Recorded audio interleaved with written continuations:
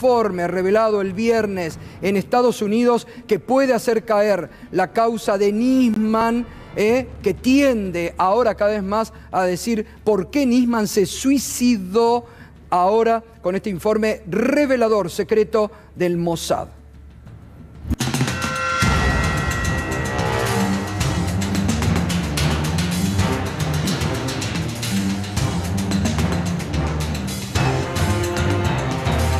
¿Qué dice este informe revelador, informe secreto, reconocido en las últimas horas por el propio Estado de Israel, publicado por el New York Times el viernes? Vamos a lo fundamental, ya está también Sergio Burstein para hablar enseguidita con él y Mario Cimadevilla a través de Zoom. Dice el Mossad, a través de esto que reveló el New York Times, los atentados en la Argentina fueron llevados adelante por una unidad secreta de Hezbollah. No hubo intervención ni ayuda de funcionarios argentinos o iraníes en el territorio, es decir, no hubo conexión local. Los atacantes no fueron enjuiciados ni asesinados, viven en el Líbano. Irán no estuvo involucrado en la realización ni asistencia de los ataques, dice este informe secreto del Mossad. Sergio, buenas noches. Hola, ¿qué tal, Gato? ¿Cómo estás? Bueno, tus primeras consideraciones sobre este informe. Sí, no, vergonzoso, realmente vergonzoso, porque casi prácticamente durante 28 años la Mossad aportó información basada ahora no sabemos en qué, simplemente era chusmerío, señalando a ciudadanos iraníes como los autores de haber planificado y llevado adelante el atentado. 28 años tuvimos que esperar para que finalmente el público en general sepa que esto todo fue un armado, que esto fue la utilización de 85 muertos en el atentado a la AMIA con fines de no saber la verdad, sino que en realidad para señalar a Irán como un Estado terrorista, enemigo de Israel, enemigo de Estados Unidos, y con el apoyo irrestricto de la DAIA y de la AMIA. Y quiero señalar algo muy importante. Esto te demuestra por qué se opusieron fervientemente y votaron en contra del memorándum. Hoy, esta mañana, detenete un minuto porque esta mañana vos hiciste una revelación en Mañana Silvestre cuando te entrevistábamos, que no lo sabíamos, sobre la última reunión que tuvo el canciller Héctor Timerman, que hay que recordarlo en este momento, murió por este... ¿Qué pasó en esa reunión? Sí, a Héctor lo mataron, no murió. A Héctor lo mataron, producto de todo el manejo que se hizo respecto del memorándum. ¿Y qué pasó? En la última reunión que mantuvo Héctor Timerman, en donde también se encontraba Guillermo Olivieri, y esto lo digo porque Guillermo me autorizó a decirlo, me dice, yo fui testigo de esa reunión, en la cual estaban Julio Schlosser, presidente de la DAIA en ese momento, el secretario general, que era Jorge Ignolovich, hoy presidente de la DAIA, y Waldo Wolf, o Waldorf, ya no sé cómo decirle, en donde, bueno, Waldo Wolf, silencio permanente, acto de presencia, no habla,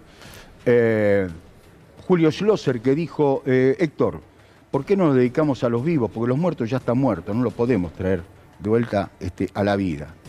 Y no alcanzó con esto, sino que Jorge Ignolovich le dice muy suelto de cuerpo, el actual presidente de la DAIA, recordemos esto, Héctor, dejate de embromar con el memorándum, porque imagínate que viaje Canicó a Corral a tomarle declaración indagatoria a los ciudadanos iraníes, como así lo proyectaba y lo proponía el memorándum, y no los pueda procesar porque no hay pruebas. ¿De qué nos disfrazamos entonces? Es gravísimo esto, Bueno, pero esto es gravísimo. Ocurrió. Y esto es lo que busca la DAIA. Pero esto marca, Sergio, lo que estás diciendo, que han jugado con la suerte de muchas personas que incluso estuvieron presas por la denuncia de Nisman sostenida por ellos.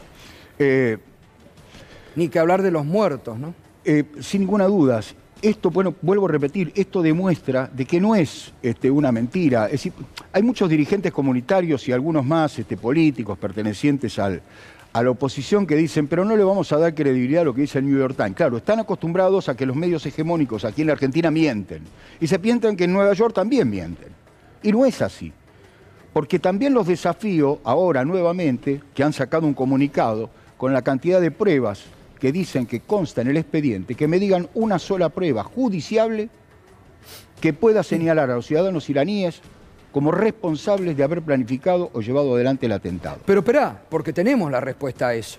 La da el Estado de Israel en las últimas horas, que tanto lo hizo Infobae como Tony Coleman en página 12, cuando dice, página 12, el Ejecutivo israelí confirma el contenido del informe del Mossad. El Estado de Israel, Lior Hayat, fue Irán, pero no actuó en la operación misma.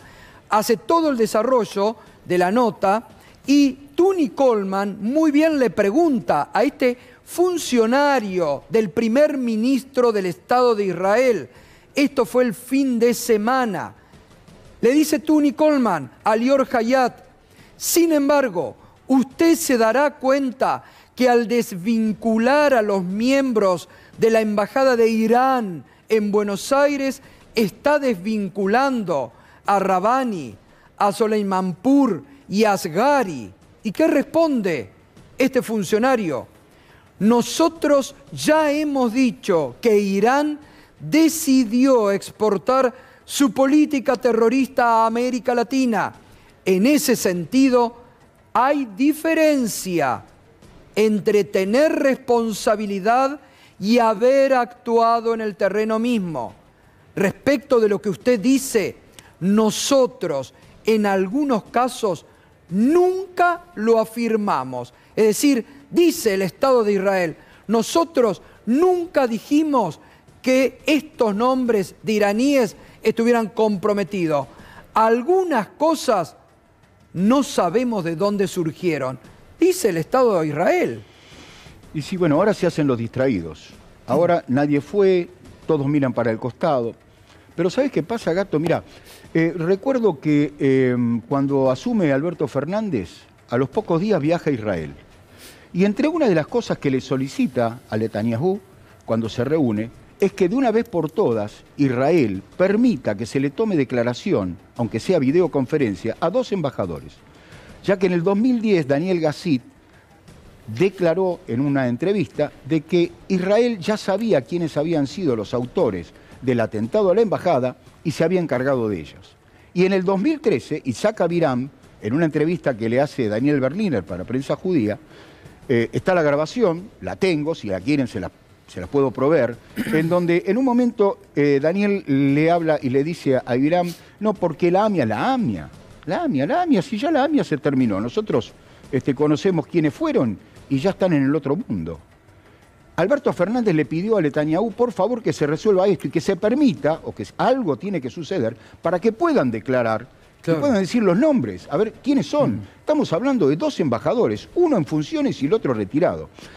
Estas cuestiones desnudan, sin ningún lugar a dudas, de que acá hubo un contubernio, y hay un contubernio, entre las instituciones DAIA y AMIA, entre la política, entre la vergonzosa justicia que tenemos en este país, que nunca va a ser un país en serio, con una corte y jueces, no todos, pero la gran mayoría que realmente dan vergüenza, porque no podemos olvidar otro dato importante. Lorenzetti, inaugurando, siendo presidente de la Suprema Corte de Justicia, al inaugurar un periodo judicial, dijo, entre otras cosas, que la Corte había resuelto, claro, el atentado a la embajada. Cosa que no es cierto. No, le tuvieron que soplar el oído. Bueno, ¿Sabe por qué? Voy a decir algo muy grosero. A los jueces que intervinieron en la AMIA y a la Suprema Corte de Justicia le importa un carajo los muertos en la AMIA. Lo único que le importa es favorecer a sus mandantes. Y si no, que me demuestren lo contrario. Es una vergüenza. Bueno, la investigación por el atentado a la embajada lo tiene la Corte. Y la Corte en estos últimos años no ha producido nada. Se olvidó de ese atentado.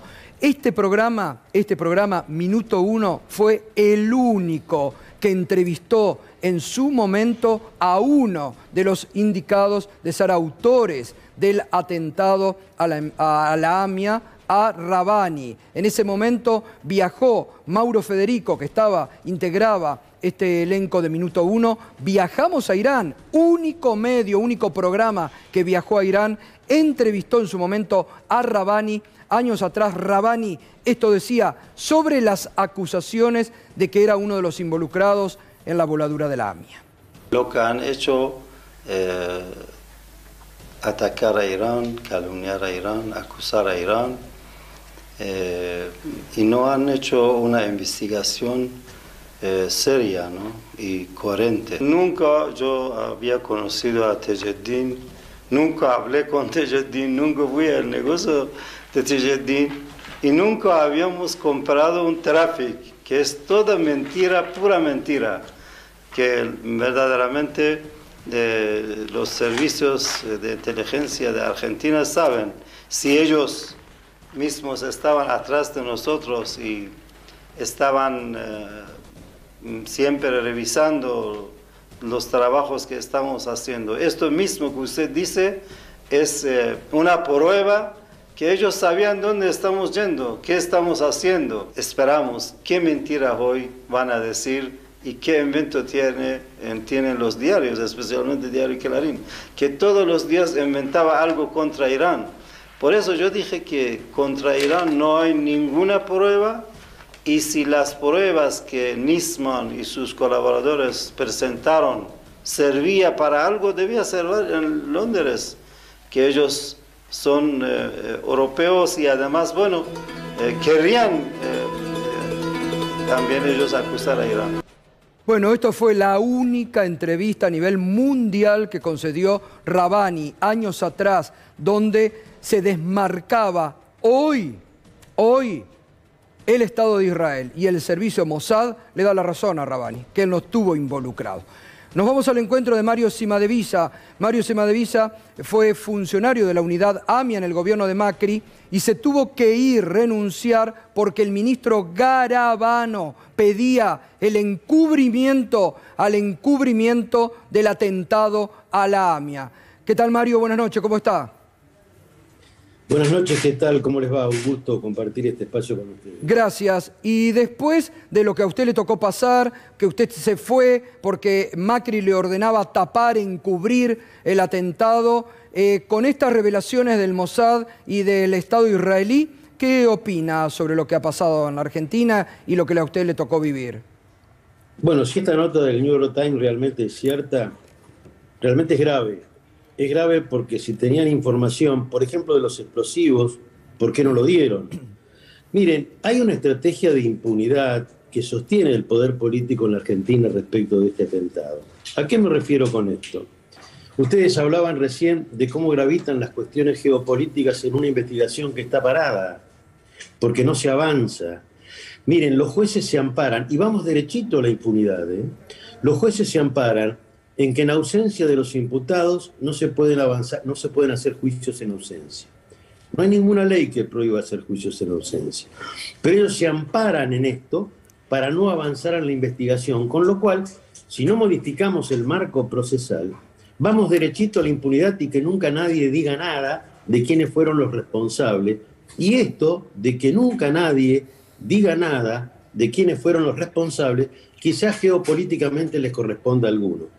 Miren, yo voy a respetar muchísimo a todos los que están involucrados en la causa, familiares, víctimas. No todos tienen la misma opinión sobre lo que pasó, todos dicen tener pruebas contundentes en un sentido o en otro, pero los que nos tienen que decir que realmente qué es lo que pasó no es ni el gobierno de Israel ni el Mossad, sino son los jueces de la Argentina. Y nosotros promovimos dos cuestiones para avanzar en esto. Primero, en la necesidad de sancionar un juicio en ausencia. Claro. Es decir, que se permita a los jueces dictar sentencia aunque los imputados no se presenten. Y es un juicio en ausencia que ha sido convalidado por la Corte Suprema de Justicia. Cuando se juzgó en Italia a Gerard Canassi, Eric Priebke, por los fusilamientos en las fosas ardeatinas, en Italia se lo juzga en ausencia.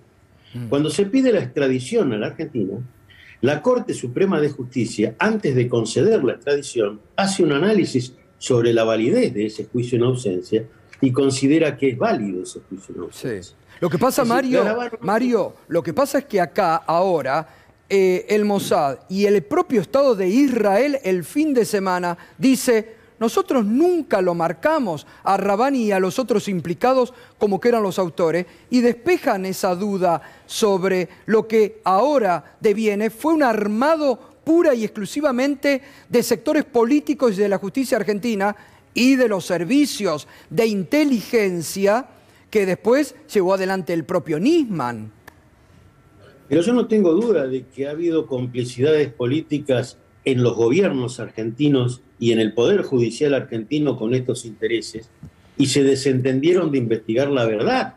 Y usted lo vivió en carne propia con Macri y Garabano. Miren, a mí me dijo el propio presidente Macri y su ministro Garabano, que teníamos que ir a los alegatos donde se estaba enjuiciando a los que habían encubierto el atentado, Garabano, los fiscales y demás, que teníamos que ir a pedir la absolución de ellos. Obviamente mi respuesta fue que no teníamos elementos para ir a pedir la absolución. Sí teníamos elementos para ir a pedir la condena. Bueno, ante nuestra negativa a ser sumisos a esas irresponsabilidades que nos pedía el presidente y el ministro de Justicia, bueno, disolvieron la unidad, mandaron otros abogados a la querella y bueno, en definitiva terminaron condenados los que ellos querían absolver. Claro. Usted no puede usar el poder político para decir, che, anda a pedirle a los jueces que porque son amigos míos, bueno, tienen claro, que absolverlo. Y además ahí recuerdo, Mario, la apretada que usted se comió de Gabriela Michetti, que en tono imperativo le hizo ese llamado diciéndole, escúchame, ¿qué hiciste? No salió como te habíamos ordenado. Claro, pero a todo esto ya venía, ustedes no sé si se acuerdan, la actual diputada Mariana Stillman, en ese momento era la abogada que llevaba adelante la querella, sí, claro, los problemas que tenía. Bueno, Carrió lo denunció también. Carrió por ese tema hizo un pedido de juicio político del ministro Garabano. ¿No? Sí. Evidentemente acá es la prueba más acabada de que el poder político está detrás de la impunidad de los que llevaron adelante el atentado. Y vuelvo a repetir, son los jueces argentinos los que tienen que decirnos qué pasó con el atentado que cobró la muerte de 85 compatriotas, Así porque es. Son argentinos los muertos en la AMIA. Sí, sí. Pertenecerán a la comunidad judía. Así Argentina es un país de inmigración, acá hay comunidades españolas, portuguesas, árabes, convivimos de muchas comunidades, pero son argentinos los que murieron. Y es la justicia argentina la que tiene la responsabilidad de decirnos qué pasó. Más allá de los informes del Mossad, más allá de lo que digan los israelíes, más allá de lo que diga la embajada norteamericana, son los jueces argentinos los que nos tienen que decir qué es lo que pasó. Y nosotros propusimos dos cosas para evitar este silencio que hoy tienen: modificar las leyes procesales y que el juicio en ausencia se pueda hacer, e incorporar tecnología que nos permita descubrir qué es lo que pasó. Bien. A las dos cosas se nos negaron. Mario, gracias por recordar, un abrazo importante. Gracias. No, ha sido un gusto para mí hasta cualquier momento. Gracias, gracias. En esta causa, por ejemplo, hubo 8 años preso Rivelli. Rivelli, que era comisario de la policía de la provincia de Buenos Aires. Estuvo 8 años preso, indicado como ser la conexión local, ahora desmentido por el Mossad y por el Estado de Israel. Esta mañana hablábamos con Rivelli en Mañana Silvestre y esto nos decía. Esto no es ni más ni menos que lo que veníamos dictando nosotros detrás de las rejas desde el año 1996. Aquí lo que año a año va quedando más claro y aparecen los informes de los principales agentes de inteligencia, hoy por hoy el mismo Mossad, confirmando lo que ya se repetía. Lo único real, firme y probado que hay en este país es el gran encubrimiento por parte del Estado, por parte del entonces juez y los entonces fiscales. Lamentablemente siempre ha sido la causa AMIA una moneda de cambio respondiendo a otros intereses que no es el encontrar la verdad. Y Luis Delía, dirigente social, estuvo 4 meses presos, acusado, como era amigo de los iraníes, de Rabbani, de haber tenido participación. Y hoy Luis Delía, después de este informe revelador del Mossad, esto nos decía el Mañana Silvestre. ¿Qué deja este informe que publica el viernes New York Times? Y la verdad siempre triunfa, ¿no? Después de los primeros 19 años de controversia judicial con el tema, donde la Corte dice, bueno, todo esto es una porquería, empiecen de nuevo, todo esto es mentira, bueno, se empezó de nuevo, y se empezó de nuevo en el Poder Judicial a trabajar con la misma hipótesis, ¿no? Irán Hezbollah. Se lo nombra Nisman, se reconstituye la unidad fiscal AMIA y bueno, se vuelve a las mismas mentiras, a las mismas cuestiones. Yo desde el 2006 vengo sosteniendo esto y me trataron de todo, de terrorista, de no sé, financiado por el terrorismo internacional, en fin, fue muy duro. Tuve 4 meses en la cárcel junto a otros compañeros, Carlos Zanini, Héctor Timerman perdió la vida en esta empresa, hubo muchas mentiras. Bueno, Luis D'Elia, y una consideración final de todo esto que hemos venido hablando y que sale a la luz, que lo de Nisman no tenía ninguna sustancia, desmentido esos mismos días en que él presentó la denuncia por la Interpol, por los propios servicios de inteligencia que lo habían alimentado, y hoy más que nunca está claro por qué se suicidó Nisman, ¿no? Bueno, es una gran razón, y él sabía que no tenía nada, y prácticamente nos los hacía saber cada vez que nos reuníamos, cuando decíamos, bueno, algo en concreto, nunca había nada. Yo hablé varias veces con Mario Cimadevila, debo reconocer su bonovía, renunciar y denunciar el porqué de su renuncia cuando lo estaban apretando para que no acusara, realmente habla muy bien de él. Y respecto del juicio en ausencia, sería bueno preguntarse, con esta justicia, en realidad no, con estos jueces, no me quiero imaginar el juicio en ausencia. Claro.